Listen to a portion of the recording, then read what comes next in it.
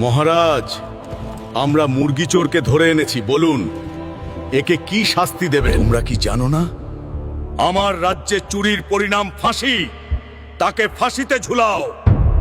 মহারাজ, পেটের দায়ে চুরি করেছি, সামান্য এই মুরগি চুরির দায়ে আমাকে ফাঁসি দিবেন না মহারাজ। না, আমার রাজ্যে চুরি করলে তাকে ফাঁসিতে ঝুলতেই হবে, কোনো মাফ নেই। ওকে নিয়ে যাও, ফাঁসির আয়োজন করো। আমাকে এই ফাঁসির হাত থেকে বাঁচতেই হবে, কিছু একটা করতে হবে।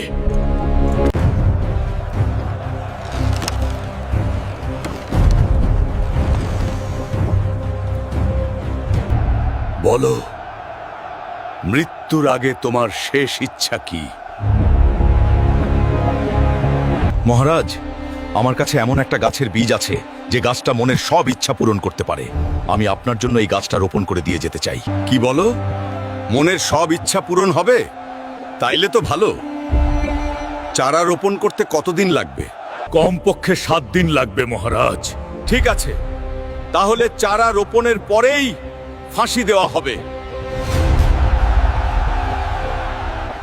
বলো, তোমার চারা রোপণ কত দূর? তোমার দেওয়া 7 দিন শেষ।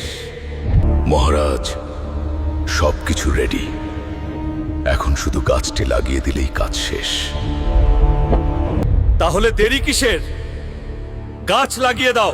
মহারাজ, এই গাছ আমি লাগালে হবে না। কেন?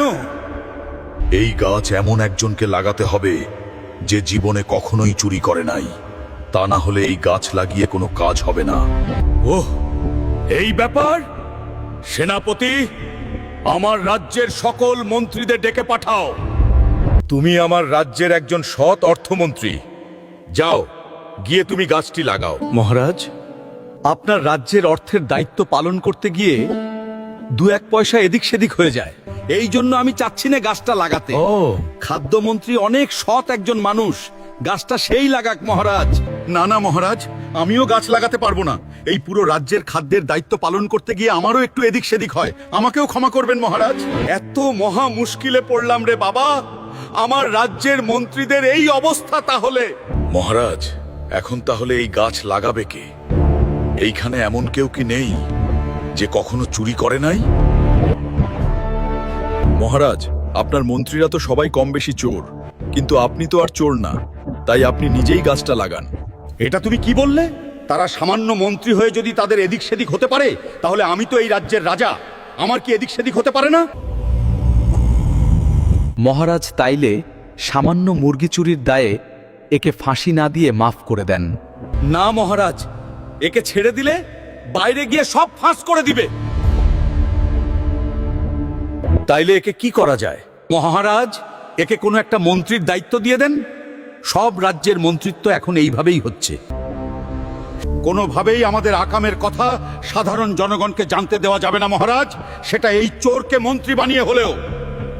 ঠিক আছে, তাহলে আজ থেকে তুমি আমার এই রাজ্যের মন্ত্রীদের দেখাশোনা করবে, কে দুর্নীতি করছে আর কে করছে না। এ কিরে, খাল কেটে কুমির আনলাম নাকি? বন্ধুরা, দেখলে তো দেশ কিভাবে চলছে। আমি একজন মুরগি চোর হয়েও আজকে মন্ত্রী পদ পেলাম। যাই হোক, আমি তো মন্ত্রী হয়ে গেলাম। এই ভিডিওতে যদি 20 মিলিয়ন ভিউ হয় তাহলে পরের পার্ট অবশ্যই আসবে। অনেক কষ্ট করে ভিডিও বানাই, সবাই সাপোর্ট করবেন প্লিজ। এবার আমার দায়িত্ব দেখতে চাইলে কমেন্ট করো, শেয়ার করো আর সাবস্ক্রাইব করো।